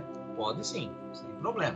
Você vai fazendo também rotacionando, né, os seus bits, ou você cria um vetor com os índices, e nesses índices você pega lá o que é 0 e o que é 1, já faz uma programação do que você quer. Dá sim. Dá sim, mas essa é a estrutura tradicional que você vai ver na linguagem C da maioria dos códigos aí, tá? Mas pode ter algum laço fora aí que está configurando ele, sem problema. Pode sim. Nada. Então aqui, pessoal, olha só, já está até pronto aqui, né? Deixa eu compilar aqui, ver se está tudo certo. Tá. Então vamos entender aqui, ó. O ADCOM 1 vai precisar usar. Por quê? Agora a gente está trabalhando com pinos analógicos, né? Deixa eu abrir também aqui o nosso Proteus.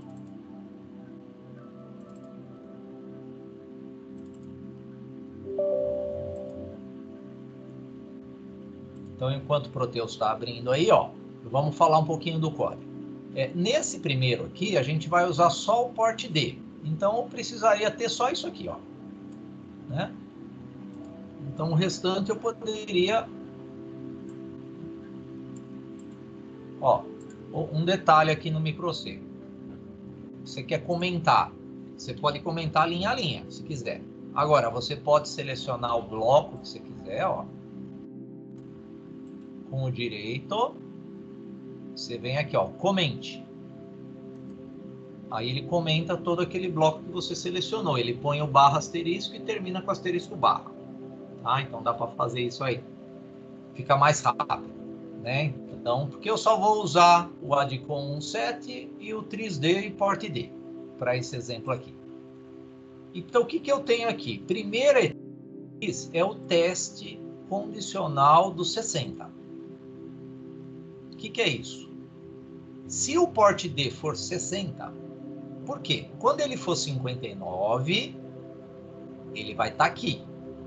Aí ele vai vir aqui para o if, port D igual a 60, não. Então o 59 vai ficar parado lá um segundo nesse delay. Porque dependendo da ordem que vocês colocarem aqui, vocês vão ver que às vezes vai dar o 59 e depois já vai zerar na sequência. Tá? Então tem que tomar cuidado com essa ordem aqui que vocês colocaram. Depois vocês façam um teste. Essa ordem que eu coloquei já é a ordem que ele tá lá contando. 0, começa no 0. Né? Porque ó, ele foi inicializado com 0 aqui no setup. Depois ele vai parar 1 segundo no 0. Aí vai fazer o port D++ e vai voltar aqui para cima no if. O if vai ser muito rápido porque de 0 ele passou para 1, aí eles ficam no 1 mais 1 segundo. Aí ele volta de novo, né? Então ele fica nesse laço aqui, ó. Tá? Ele vai ficar nesse laço aqui. Agora, quando o port D passar aqui para 60, port D igual a 60? Sim, quando ele for 60, ele estava aqui parado com 59. Aí ele vem aqui, incrementa, vai para 60. Aí essa condição é verdadeira. Aí ó, o que ele faz? Ele zera o port D. Ele zera o valor do port D. E começa de novo. 1, 2. Então, essa estrutura aqui, pessoal, é a base que vocês vão precisar para montar esse nosso relógio binário. Tá? Essa estruturazinha aí. E para montar o relógio completo, não vai ser muita coisa a mais. Tá? Então, vamos ver esse aqui funcionando primeiro, para vocês entenderem o que é que vai estar acontecendo no port D. Primeiro, vamos fazer o seguinte, ó. Peguei a calculadora científica do Windows, aí vocês mudam aqui para o modo programador. Inclusive, teve uma atualização do Windows, apareceu esse representação gráfica, ó, preciso até ver, mas tem uma função meio legal aqui, ó, de gráfica aqui da calculadora do Windows agora, que não tinha, viu? Vou entrar no modo programador, tá? No modo programador, eu vou no decimal escrever 59. Por quê? Eu quero saber quanto 59 é em binário, porque esse nosso, fisicamente, vocês vão ver o relógio binário, vocês vão ver essa informação. Então, quando tiver lá nos LEDs 1, 1, 1, 0, 1, 1, isso aqui é o 59. Depois dessa combinação, tem que zerar tudo para testar o código para ver se está certo. Tá? Então, vamos testar agora o port D fazendo isso. Tá? O 60, olha só, vou colocar o 60 aqui, ó. 60. 60 é 11100. Mas o 60 não pode aparecer lá, pessoal. No 60, quando for 60, ele já troca para 0. E ele fica 0 1 segundo. É isso que ele vai fazer. Então, o 60 não pode aparecer. Eu vou também fazer o seguinte, em vez de pôr 1 segundo aqui, eu vou colocar, para ficar um pouquinho mais rápido, 500 milissegundos, tá? Não, 500 mesmo, vou diminuir mais, vamos por 300. 300 mili para ficar um pouquinho mais rápido aí. Compilei, vamos abrir aqui o nosso circuito. Vou selecionar esse nosso código aí. Confirmar sempre, pessoal, ó, a data e a hora, né? Então, aí, ó, 20h47, dia 2/10, ó. Então, ele compilou, eu cliquei lá no compilar, ele cria esse código já, né, para compilar. Então, seleciono ele, para garantir que você pegou o código certo. E vamos dar o playzinho aqui. Então, observem o port D, que é esse de segundos aqui, ó. Esse de segundos. Então, ele está contando. Quando ele chegar no 111011, ele zera. Ele tem que zerar.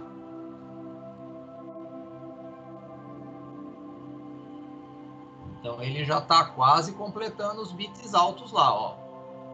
Já tem 1. Falta mais um. Aí, zerou.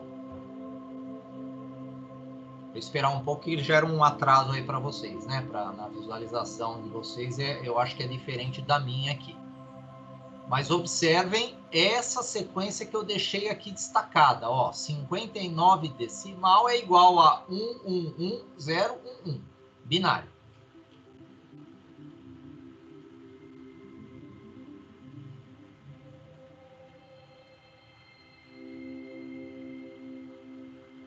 Então já zerou mais uma vez aí. Então já se passaram aí 2 minutos. Está indo para o terceiro minuto. É que eu baixei o tempo lá, né, para 300 milissegundos cada.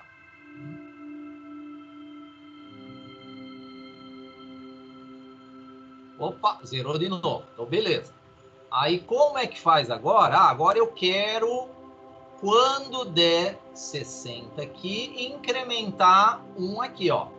Esse aqui é o porte C, os minutos. Os minutos é o porte C. Então, eu tenho que fazer o seguinte, ó. Vamos fazer, então, mais um teste. Vamos pegar lá o código, ó. Né?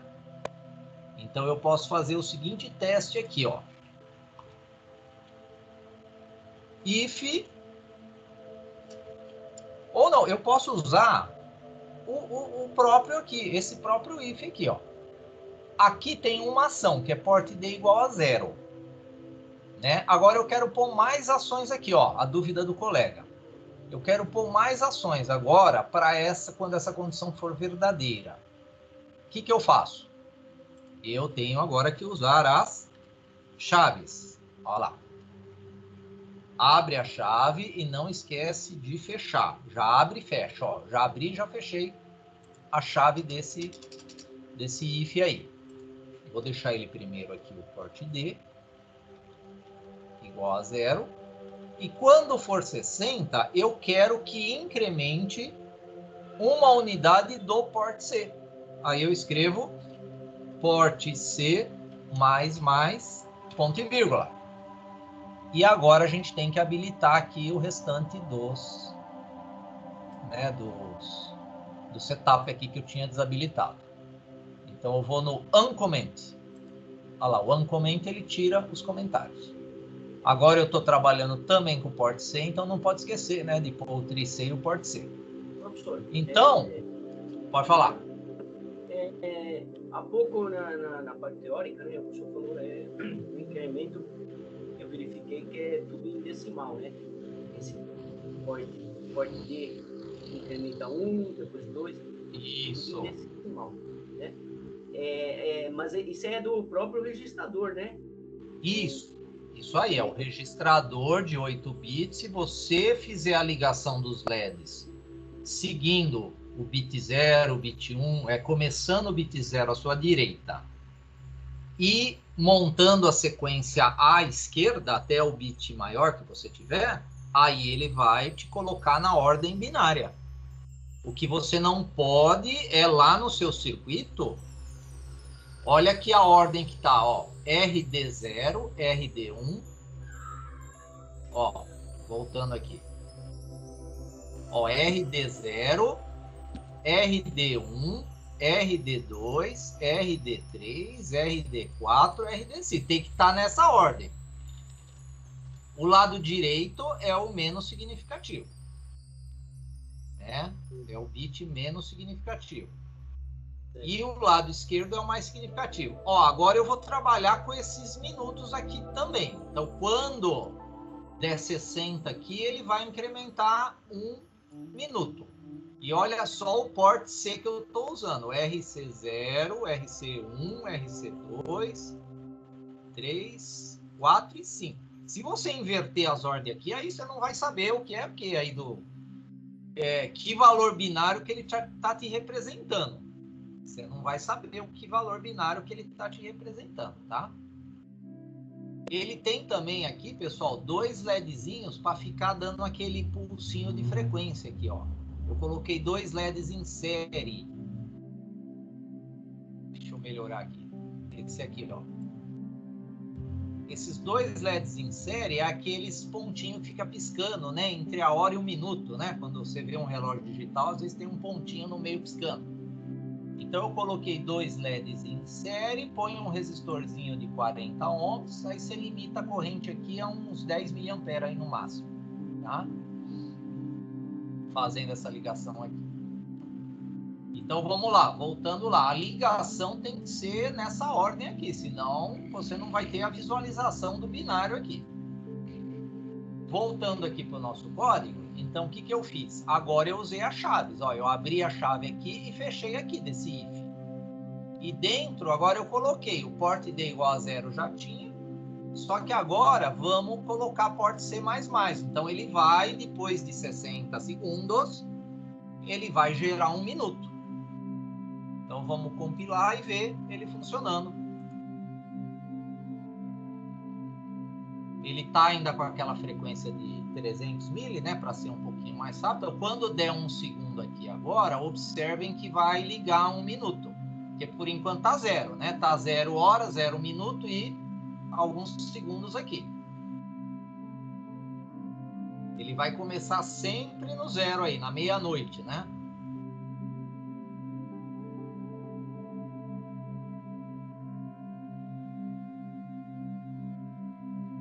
Olha lá.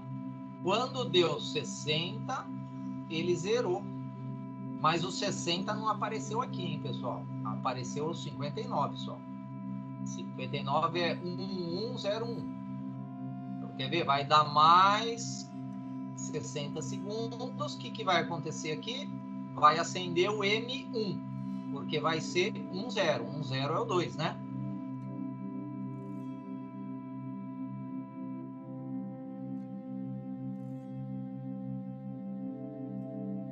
Olha lá, agora incrementou 1 minuto, ou seja, agora a cada 60 segundos está incrementando 1 minuto.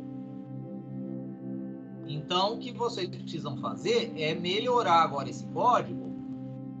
Vocês viram que a estrutura é bem simplesinha.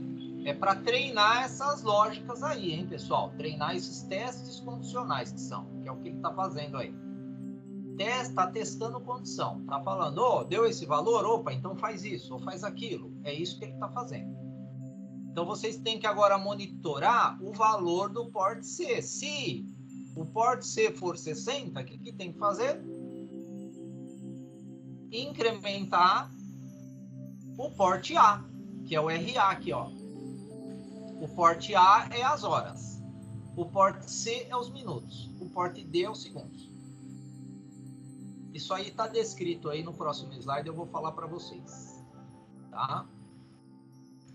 E aí tem a parte dos ajustes, né? Como é que vocês fariam os ajustes aí? Aí tem que usar aquela lógica que eu passei na aula passada de vocês. Então vocês vão criar para esse bloco aqui que está fazendo a contagem dos segundos, minutos e horas, que seria esse aqui.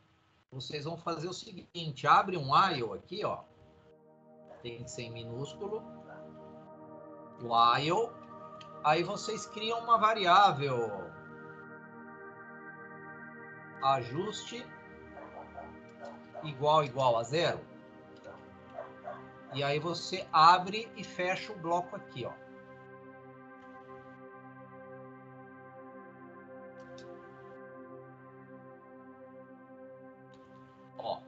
Esse bloco aqui, com esse while ajuste igual a 0, quando essa variável ajuste for 0, ele fica só aqui. Então, seria o modo de trabalho do relógio aqui. E como é que vocês vão fazer os ajustes de minuto? Aí vocês criam outros while aqui, ó.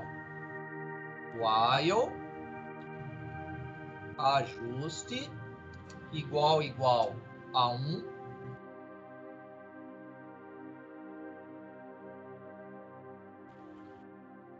Cria mais um. Esse aqui vai ser para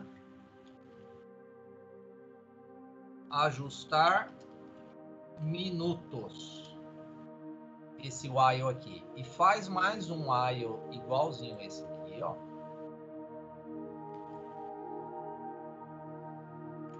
Só que vai ser ajuste 2.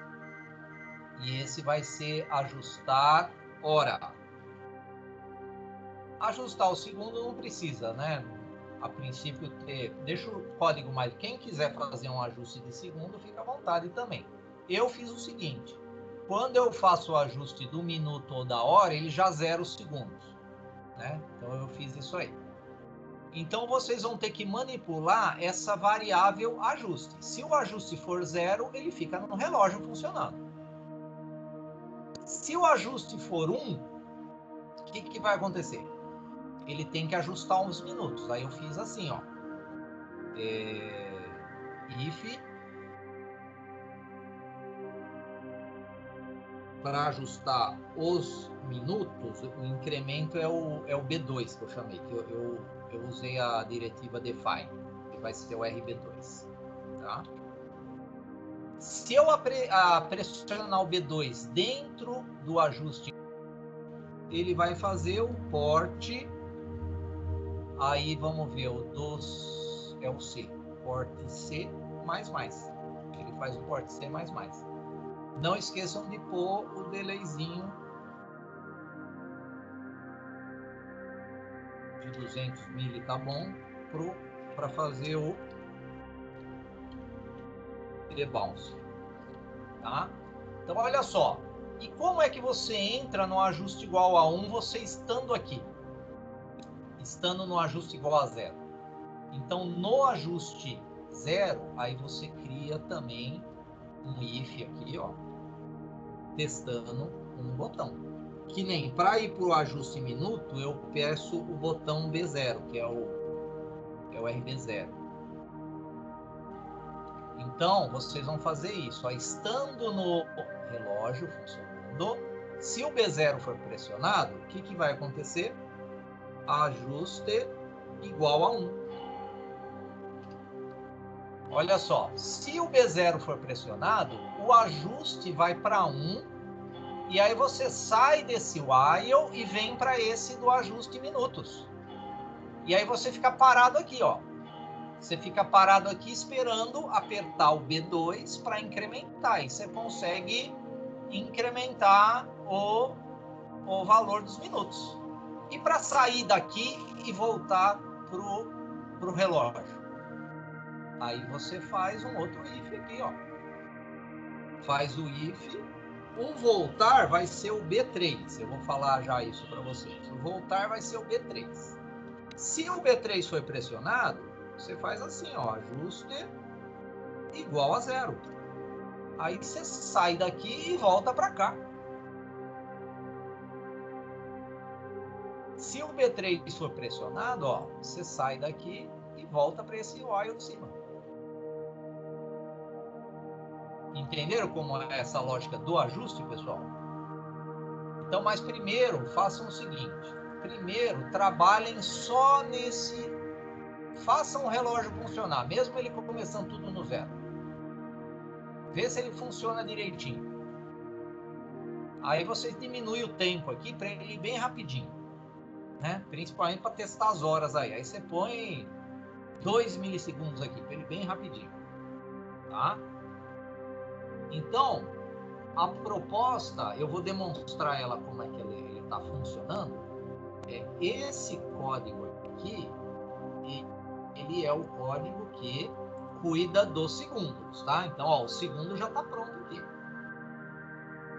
Tá? Então, trabalhem com esse código para colocar o minuto e a hora aqui, do jeito que eu fiz o minuto, né? Eu fiz o minuto aí também, incluí aqui o minuto.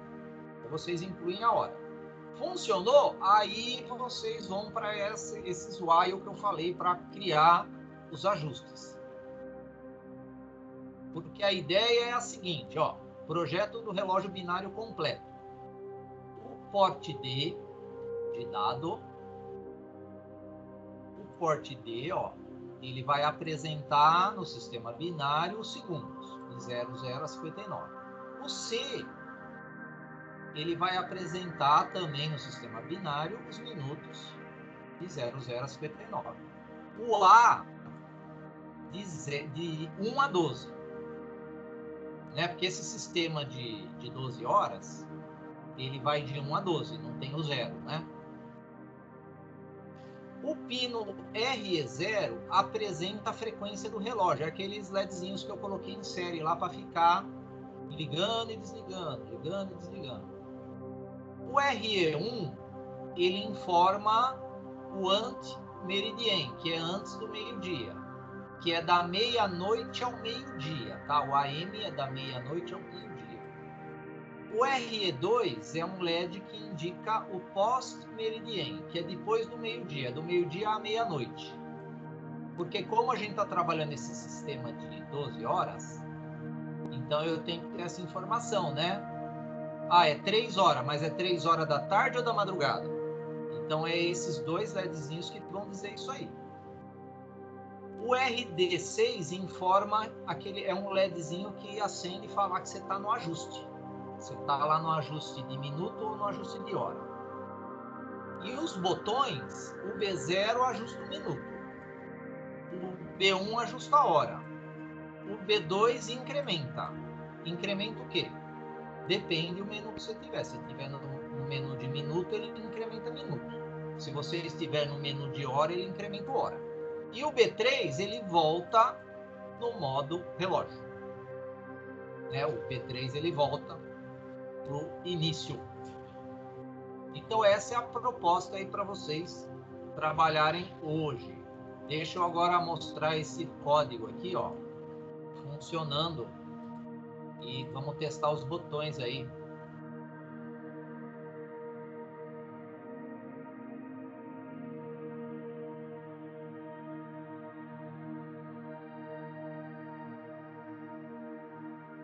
Então ele começou, ó. Ele começou com 1 hora, né? 1 hora e 0 minutos, 0 segundos, ó. AM. 1 hora da manhã. Aí então vamos fazer o seguinte, vamos ajustar os minutos. Primeiro, vamos ajustar a hora, ó. 21 horas, então eu tenho que pôr 9 aqui. 9 aqui. Ah, mas como que é 9 em binário? Pessoal, pega a calculadora do Windows, ó. Seleciona aquele modo programador. 9 é 1001. Então eu vou pôr 1001 na hora. Então, quem ajusta a hora é o B1, ó. Então eu vou pressionar aqui o B1. Olha só, ele entrou no ajuste, acendeu o LED do ajuste.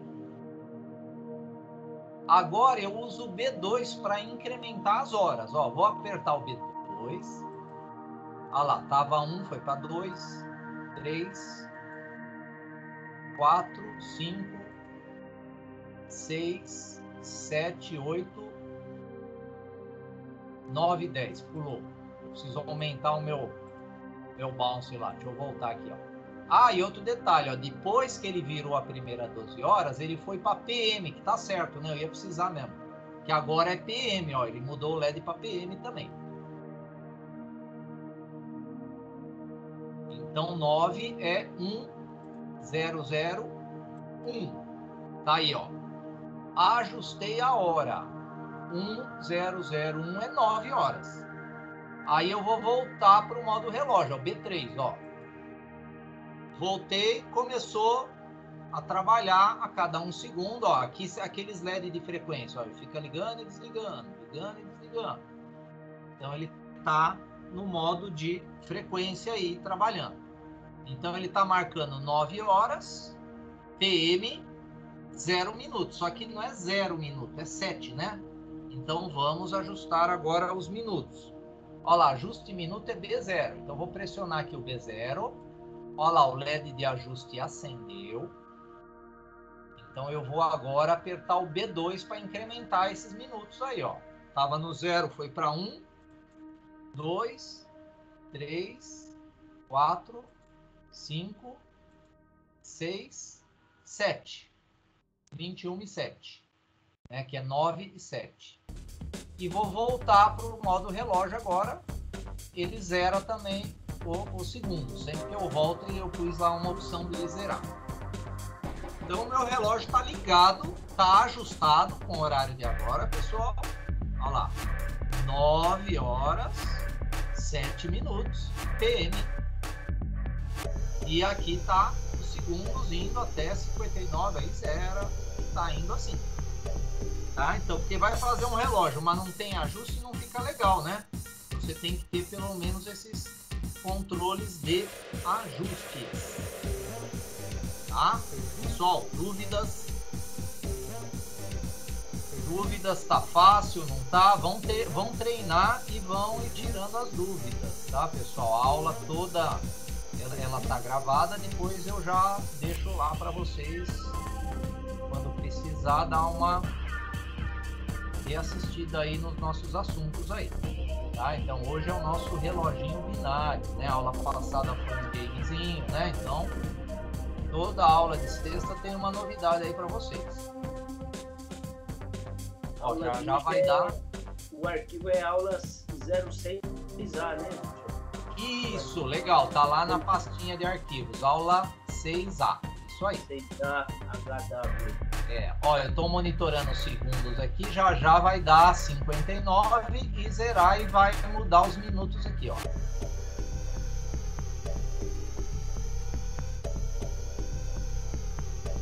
Olha lá, mais 2 ele vai mudar minuto. Aí, ó, agora foi pro 8. 1000.